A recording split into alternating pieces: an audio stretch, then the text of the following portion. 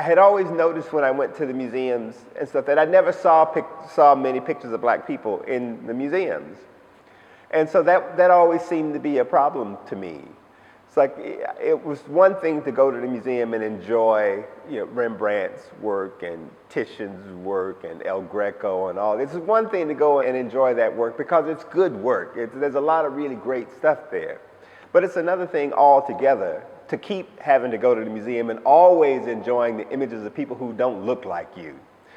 You go into the primitive wing where the primitive arts are. That's where you will see the African works. And then you go through the ancient Chinese and Japanese and Korean, and then you can go to the pre-Columbian, stuff like that. You can go and see all that work. Then you don't encounter these people again until the late 20th century as makers or as images. And as images, you still don't encounter them that often. So the impression you get is that those civilizations died. In a way, victory goes to the one who tells the best story. And if there are aspects of history that are rarely told and never told, then that means you will always be losing. Now, in order to break that, you got to change the overall dynamic. And the overall dynamic has to be changed in terms of ratios of representation.